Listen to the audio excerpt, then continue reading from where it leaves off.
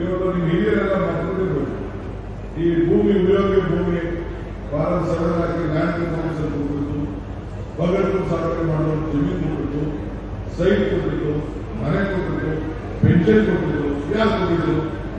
ಇಂಥದ್ದು ಒಂದು ಕಾರ್ಯಕ್ರಮ ಬಿಜೆಪಿ ಧನ್ಯವಾದ ಕೊಟ್ಟಿದ್ರೆ ಯಾವ್ದಾದ್ರು ಒಂದು ಕಾರ್ಯಕ್ರಮ ಈಗ ಯಾವ್ದಾದ್ರು ಒಂದು ಭಾವನೆ ಮೇಲೆ ರಾಜಕಾರಣ ಮಾಡ್ತಾ ಇದ್ದಾರೆ ಬಿಜೆಪಿ ಹೊರತು ನಾವು ಬದುಕಿನ ಮೇಲೆ ನಾವು ರಾಜಕಾರಣ ಮಾಡ್ತಾ ಇದ್ದೀವಿ.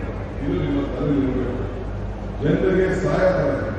ಸೊ ನೀವೆಲ್ಲರೂ ಕೂಡ ಮನಮನೆಗೆ ಹೋಗಿ ಇವತ್ತು ಗ್ಯಾರಂಟಿ ಸಮಿತಿ 15 ಜನ ಇದ್ದೀರಿ, ಬೇರೆ ಬೇರೆ ನಾಮಿನೇಷನ್ ಮಾಡಿಕೊಂಡಿದ್ದೀರಿ, ಯೂತ್ ಕಾಂಗ್ರೆಸ್ ಪ್ರತಿನಿಧಿಗಳಿದ್ದೀರಿ.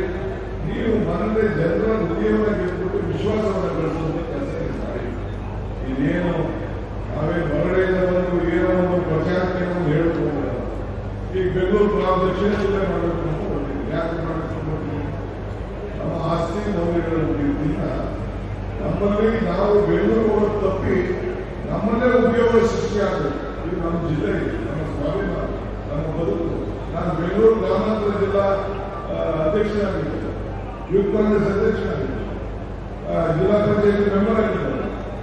ಸೊ ಇದು ನಮ್ದು ಈಗ ಸುರೇಶ್ ಯಾಕೆ ಅಭಿಪ್ರಾಯ ನಾವು ಯಾಕೆ ನಾವು ಬೆಂಗಳೂರು ಗ್ರಾಮಾಂತರ ಅಂತ ನೆನಪುರ ಅಂತ ಇತ್ತು ಅಂದ್ರೆ ಅದು ಇಡೀ ನಾವು ಬೆಂಗಳೂರು ಜಿಲ್ಲೆಯವರು ನಮ್ಮ ಸ್ವಾಭಿಮಾನ ಯಾರು ಹೆಸರನ್ನ ಪರಿಣಾಮಗಳಿಗೆ ಇಷ್ಟಪಡ್ತೀವಿ. ಅದರಿಂದ ರಾಮನಗರ ಹೆಡ್ ಕ್ವಾರ್ಟರ್ಸ್ ಇದ್ದೇ ಇರ್ತದೆ.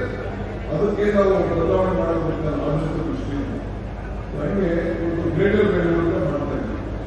ಈಗ ದೇವೇಗೌಡರು ಕರ್ಕೊಂಡು ಹೋಗೋರು, ಮಂಜುನಾಥ್ ಕರ್ಕೊಂಡು ಹೋಗೋರು, ಇದು ಬೇಗ ನಾನು ಮಾಡಿದ್ದೀನಿ. ಕುಮಾರಸ್ವಾಮಿ ಅವತ್ತು ಅನೌನ್ಸ್ಮೆಂಟ್ ಮಾಡಿದ್ರು, ಬಟ್ ಅವ್ರು ಸಂತೋಷಕ್ಕೆ ಆಗಲಿಲ್ಲ. ನಾಳೆ ನೋಟಿಫಿಕೇಶನ್ ಮಾಡಿ ನೋಟಿಫಿಕೇಶನ್ ನಾಳೆ ಒಂದು ಕೇಸು ನಾನು ಅದಕ್ಕೆ ಆ ರೈತರ ಬದುಕಿಗೆ ಏನ್ ಸಹಾಯ ಮಾಡಬೇಕು ಅಂತ ಮಾಡ್ತೀನಿ. ಅವ್ರ ಆಸ್ತಿ ಮನೆಗೆ ಏನ್ ಕಳ್ಕೊಳ್ತಾರೆ ಅದಕ್ಕೆ 1ಕ್ಕೆ 4 ಲಕ್ಷದವರೆಗೆ ಹಣ ಯಾವ ರೀತಿ ಸಹಾಯ ಆಗಬೇಕು ಅದಕ್ಕೆ ನಾನು ಕಲಿತಾರೆ. ನಾನು ಬಾಲಕೃಷ್ಣರವರು, ಸುರೇಶ್ ಅವರು ಮತ್ತು ಎಲ್ಲ ಮಾತಾಡ್ತಾ ಇದ್ದೀವಿ.